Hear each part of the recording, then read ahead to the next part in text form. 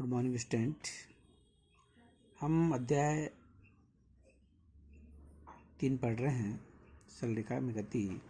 और इसमें हमने पिछले टॉपिक में गति, विरामावस्था, दूरी विस्थापन, चाल, वेग, त्वरण, मंदन, एक समान गति, असमान गति आदि के बारे में पढ़ा। और आपने भी ध्यान से इसको पढ़ा होगा और इसको बार बार पढ़ते रहिए और याद भी कीजिए। आज हम टॉपिक ले रहे हैं वेग समय ग्राफ, वीटी ग्राफ जिसे हम कहते हैं। तो ये आपके पास ग्राफ है, इस प्रकार से ग्राफ बनाना है। एक्स एक्स खींचनी है, ऊपर को वाई एक्स खींचेंगे। एक्स एक्स दिशा में समय को हमने, समय टी को हमने दिखाना है, तो प्रदर्शित करना है समय टी को, और वाई एक्स पर हमने वेग भी को प्रदर्शित करना है। ठीक है। अब देखिए, किसी समय t1 पर, माना जो किसी समय t1 पर पिंड का वेग v है। चूंकि पिंड की जो गति है वो एक समान गति है, एक समान चाल से जो है गति कर रहा है, तो समय t2 पर भी इसका वेग क्या होगा, v ही होगा।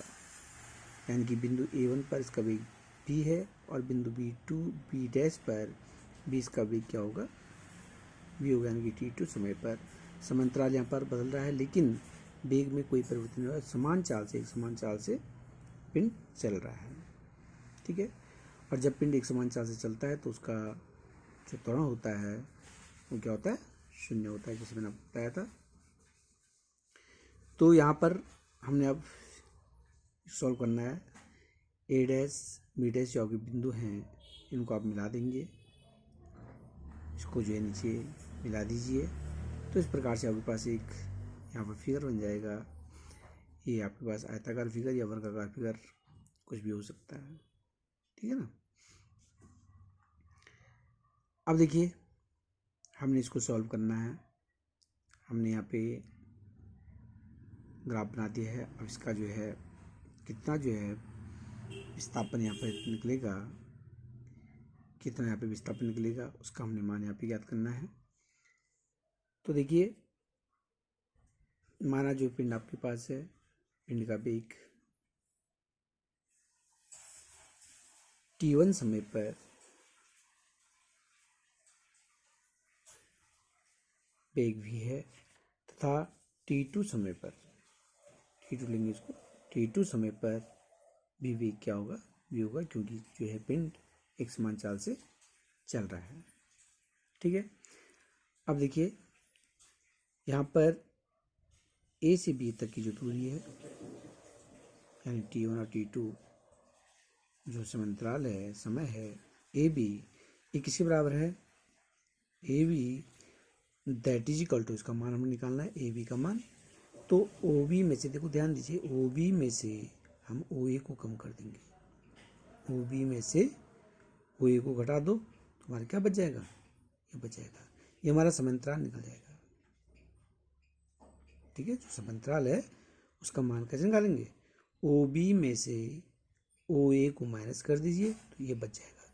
माना यहाँ से यहाँ तक जो आपके पास 10 सेंटीमीटर है, यहाँ से यहाँ तक 2 सेंटीमीटर है, और यहाँ से यहाँ तक 10 सेंटीमीटर है। आपने इतना निकालना, तो 10 में से इस 2 को घटा देंगे तो ये 8 आ जाएगा। ठीक है ना। तो इस तरह से हमने इसको निकालना है, बहुत ही सरलता से। यहाँ पे देखिए, ऊपर की तरफ हमारी क्या दिखा रहा है, ये वेग को दिखा रहा है।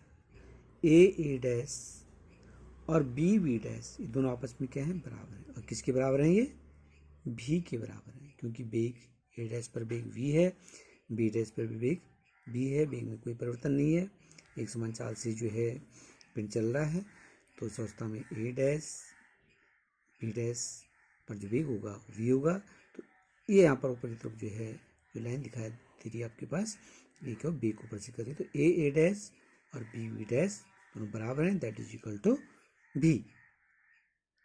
समझ गए। अब हमने सूत्र लगाना है, वेग का सूत्र लगा देंगे। वेग बराबर होता है विस्थापन बटे समय, और उससे हम यहाँ पर विस्थापन का मान ज्ञात कर लेंगे कि कितना विस्थापन यहाँ पे हुआ है। तो इसको हम इस प्रकार से सॉल्व कर लेंगे। यहाँ ए बी बराबर ओ बी, ए बी किसके बराबर है, ओ बी माइनस ओ ए। तो ओ बी का मान कितना है, T2 है, ओ ए का मान कितना है, T1 है, T2 माइनस T1। ये यहाँ पर समांतराल निकल गया है। क्या निकल गया है, समांतराल। बेग देखिए ए डैश बराबर है बी बी डैश बराबर वी, क्योंकि दोनों स्थितियों में वेग क्या है, समान है। सूत्र आ देंगे वेग बराबर विस्थापन बटे समय। यहाँ से विस्थापन का मान निकालेंगे, इसका इधर मल्टीप्लाई कीजिए, वेग और समय का इधर क्रॉस मल्टीप्लिकेशन रहेगा। तो विस्थापन बराबर रहेगा वेग इंटू समय। विस्थापन को एस से दिखाते हैं, एस बराबर वेग कितना है यहाँ पर, वी है, इंटू समय अंतराल, जो समय है समय अंतराल वो कितना है, T2 माइनस T1। इसको समय अंतराल भी आप लिख सकते हैं, समय अंतराल। ठीक, और इस प्रकार से S बराबर A dash into A B, S बराबर क्या आएगा, A dash into A B. जो इसका क्षेत्रफल होगा, जो विस्थापन होगा आपके पास, वो इस घिरे हुए क्षेत्रफल के बराबर होगा। यहाँ पे लिख सकते हैं विस्थापन S बराबर होगा क्षेत्रफल ए डैश बी डैश बी ए।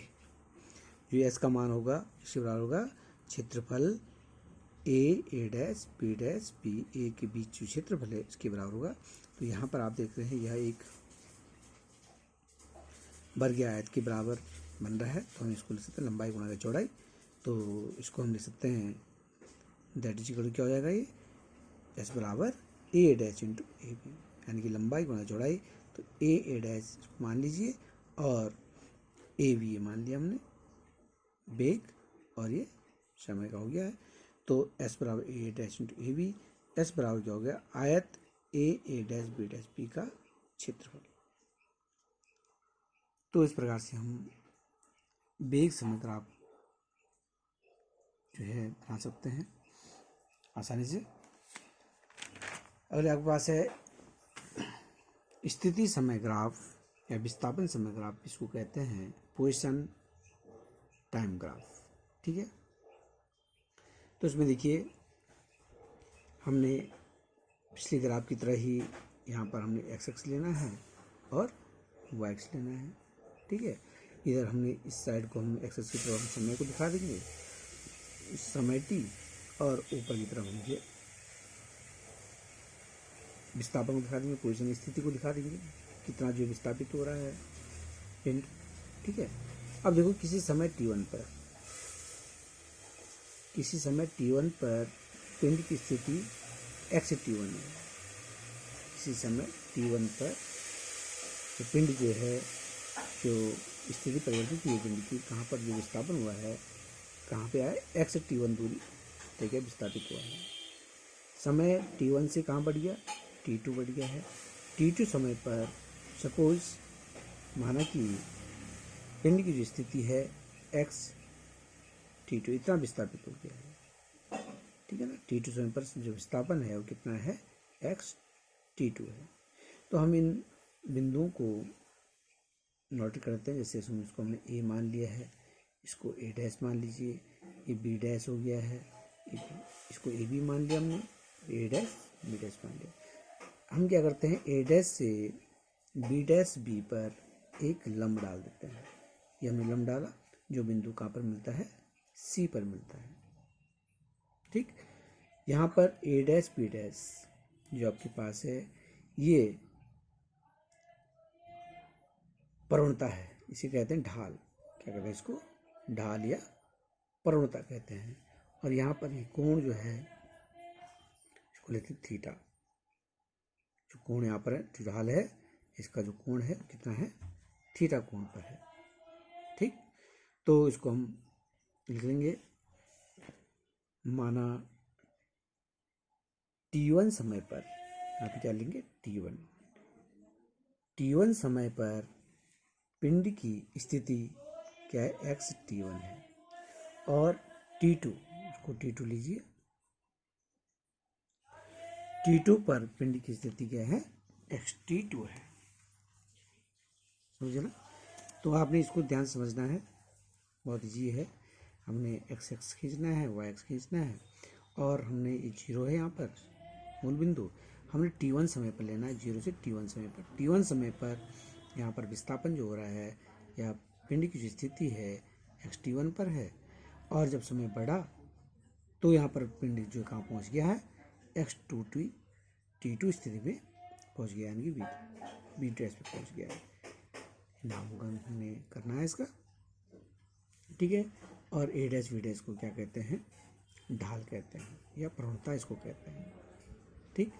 अब हमने यहाँ पर इसका मान ज्ञात करना है, तो ग्राफ से हम करेंगे ए बी बराबर, हमने जैसे पीछे निकाला था, समय समांतराल निकाला था, तो यहाँ पर निकालेंगे ए बी का हमने मान ज्ञात करना है। यहाँ से यहाँ तक T1 से T2 के बीच की का जो समय है उसको हमने निकालना है, तो ओ बी माइनस ओ ए, ठीक है। उसी प्रकार से पिछले टॉपिक में क्या था, ओ बी में से ओ ए को घटा देंगे तो हमारा इसका मान निकल जाएगा।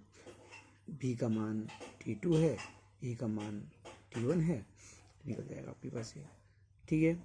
इसके बाद ए डैश, ध्यान दीजिए यहाँ पर ए डैश, क्योंकि हमने यहाँ पे लंब डाल दिया है तो ये एक आयत बन गया यहाँ पर, और ए डैश और बी सी क्या होंगे, बराबर होंगे, ठीक है। और इसका मान कितना है, ए डैश ए और सी बी या ए डैश और बी सी का जो मान है, देखिए यहाँ पर कितना है स्थिति, एक्स T1, यहाँ पर स्थिति कितनी है, एक्स T1, विस्थापन जो है एक्स T1 है, ठीक।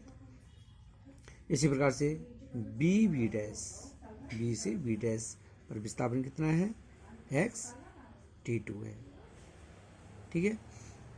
हमने यहाँ पर ये वाला मान ज्ञात करना है, बी डैश सी का मान हमने ज्ञात करना है, ठीक है। तो बी डैश सी का मान ज्ञात करेंगे, पूरे में से इतना कम कर दीजिए, यानी कि बी डैश में से बी सी को घटा देंगे तो बी डैश सी बच जाएगा, ठीक। ये हमने करना है यहाँ पर, इसको कर लीजिए, ए बी बराबर ओ बी माइनस ओ हो जाएगा, T2 माइनस T1, ये समांतराल निकल गया है, और ए डैश बराबर बी सी बराबर क्या है, विस्थापन एक्स T1, ठीक। और बी डैश बराबर क्या है, एक्स T2। बी डैश सी का हमने मान ज्ञात करना है, B dash C that is equal to B dash में से माइनस बी सी को कम कर दीजिए, तो इस प्रकार से आपके पास आ जाएगा, बी डैश का मान है x T2 minus B C का मान है एक्स T1 कर दीजिए इसको, ठीक। और इस प्रकार से यहाँ पर सूत्र लग जाएगा, वेग बराबर विस्थापन बटे समय, जो सूत्र वहाँ पे लगा वही सूत्र यहाँ पे लगेगा। यहाँ पर हमने वेग निकालना, ध्यान रखना है आपने, यहाँ पे है विस्थापन समय है, तो विस्थापन समय वेग में होता है, तो वेग यहाँ पे नहीं है तो हमको वेग निकालना होता है। और पीछे वाले टॉपिक में हमने देखा था, यहाँ पर वेग समय था, विस्थापन नहीं था, तो इसलिए हमने इस पर विस्थापन निकाला। ये आपने इस चीज़ को ध्यान रखना है टॉपिक पे जरूरी, कि क्या निकालना है हमने, वेग समय तो है दे रखा है, लेकिन हमने क्या निकालना, विस्थापन नहीं है हमारे पास, विस्थापन को वो निकालना होता है। और यहाँ पर हमारे पास विस्थापन दे रखा है, समय दे रखा है, वेग नहीं देगा, तो इसमें वेग निकलेगा, ठीक। तो हम सूत्र लगा देंगे, वेग बराबर विस्थापन बटे समांतराल।